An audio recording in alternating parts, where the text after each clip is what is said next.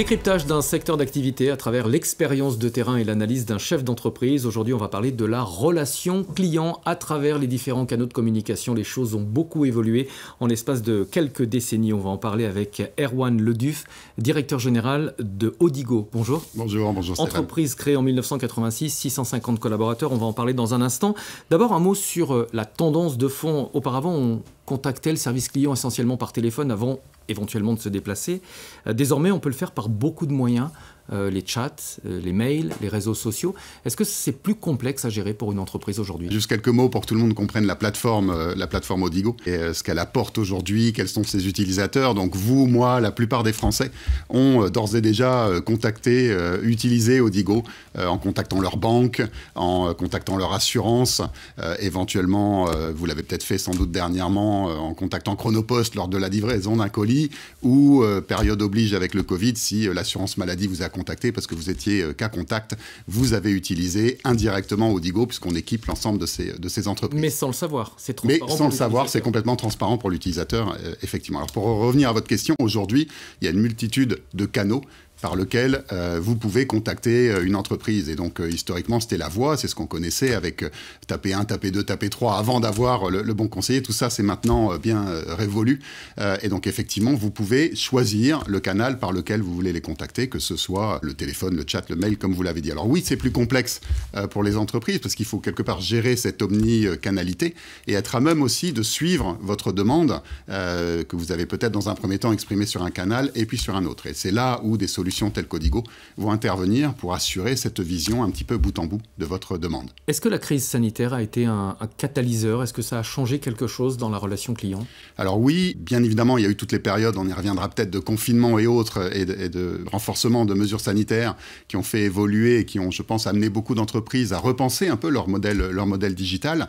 Maintenant, il y a 3 évolutions ou révolutions qui se sont fortement accélérées pendant cette période, qui était déjà existante. La première, c'est au niveau des clients finaux. Vous, moi, je pense qu'on était déjà plus exigeants. Je pense qu'on est devenu encore plus exigeants. En raison de la crise? En raison de la crise, dans l'immédiateté de la réponse que l'on veut, le professionnalisme, l'expertise et quelque part, ce que certaines entreprises ont réussi à mettre en place, eh ben, c'est devenu la norme maintenant. Donc ça, c'est une première évolution.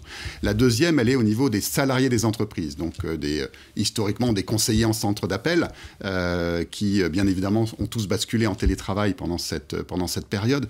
Mais je pense que la plupart des entreprises, des grandes entreprises, ont aujourd'hui compris que avoir la bonne expérience client ou offrir la bonne expérience client, c'est aussi important que le bon produit. Et donc, elles souhaitent mettre l'ensemble de leurs salariés au service de cette relation client. Et donc, ce sont des conseillers en centre d'appel, mais ce sont potentiellement des conseillers en agence bancaire, ce sont des vendeurs dans les magasins, et donc il faut que les solutions soient à même d'équiper l'ensemble de ces utilisateurs. Et la troisième, pour en terminer, la troisième évolution et accélération qu'on a pu voir, c'est l'adoption du cloud. Bien évidemment, c'est beaucoup plus simple de basculer du jour au lendemain en télétravail si vous êtes sur des solutions cloud. Et d'autres innovations technologiques sur lesquelles on reviendra peut-être autour de l'intelligence artificielle. Alors, on va prendre ces points individuellement. D'abord, est-ce que les entreprises peuvent se permettre aujourd'hui de négliger la relation client? On a l'impression que le moindre faux pas peut se retrouver rapidement sur les réseaux sociaux et abîmer l'image d'une entreprise.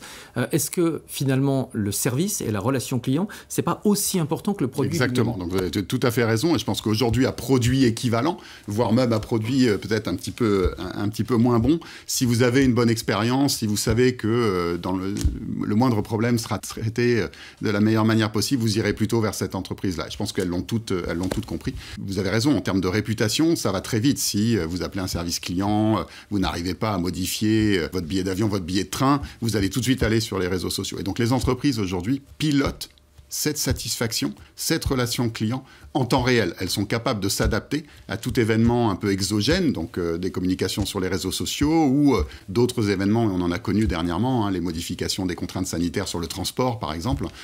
Et donc les entreprises savent s'adapter, savent adapter leur relation client quasiment en temps réel aujourd'hui. Un outil de pilotage, c'est devenu un sujet COMEX, la relation client? La relation client est un sujet COMEX maintenant dans toutes les grandes entreprises. On a vu s'accélérer depuis la période, le démarrage de cette période période Covid, les investissements dans le domaine, clairement, on les voit augmenter. Le cloud, vous en avez parlé, c'est ce qui a permis aux relations clients, aux services de relations clients de fonctionner pratiquement sans accroc pendant les périodes de confinement. Tout à fait. Alors Odigo, en ce qui nous concerne, nous, on est cloud native, donc on l'est historiquement. Donc ça vous a donné une longueur d'avance finalement. Et ça peut donner une longueur d'avance, et effectivement, on a pu basculer quasiment du jour au lendemain, le 15 mars, je crois, c'est plus la date exacte en tête, mais du premier confinement, et effectivement faire en sorte que dès le lendemain, les téléconseillers puissent travailler depuis leur domicile. Vous proposez des solutions cloud pour les centres de contact omnicanal.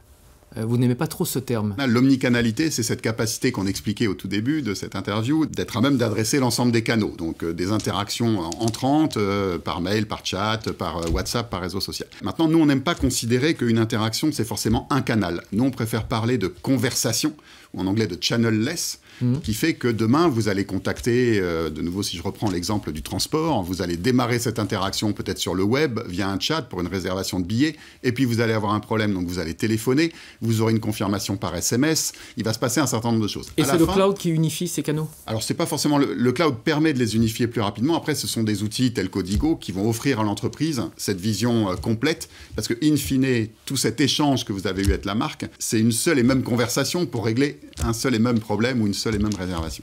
Sur le plan technologique, qu'est-ce que l'intelligence artificielle apporte à la gestion de la relation client?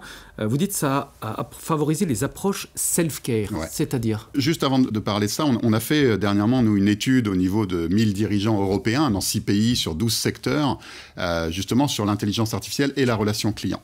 90% d'entre eux, sans ambiguïté, nous ont dit oui, on va utiliser l'intelligence artificielle pour notre relation client, tout en étant assez conscient du fait qu'aujourd'hui, il manquait d'expertise sur le sujet et qu'il fallait être très pragmatique. Alors, en fait, l'intelligence artificielle dans la relation client va avoir deux objectifs.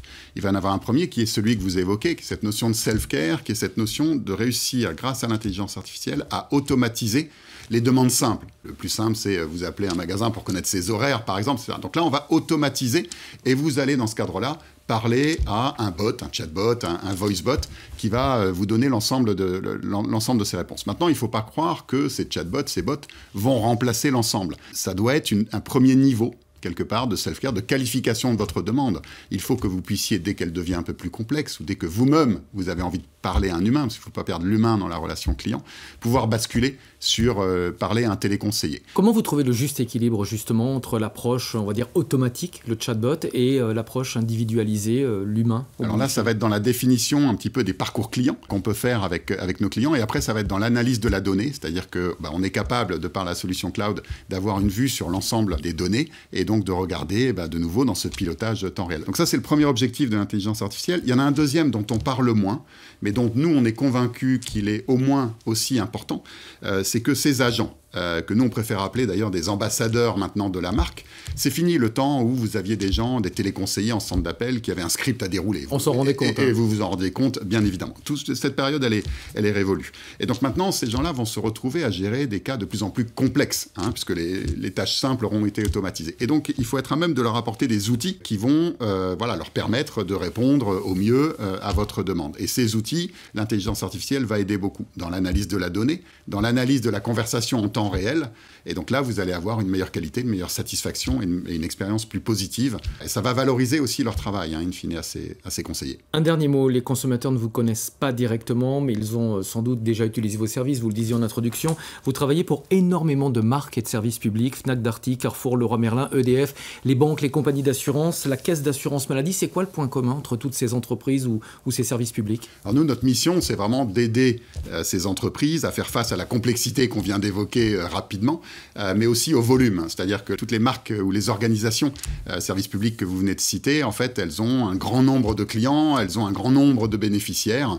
Et donc, nous, notre grande force, c'est une capacité à accompagner ces grands comptes et à gérer des volumes très importants et des transformations relativement importantes. Merci beaucoup d'être venu en plateau. Erwan Leduf, directeur général d'Odigo. Merci de nous avoir expliqué comment ça fonctionne un petit peu en coulisses. À bientôt pour un nouveau décryptage.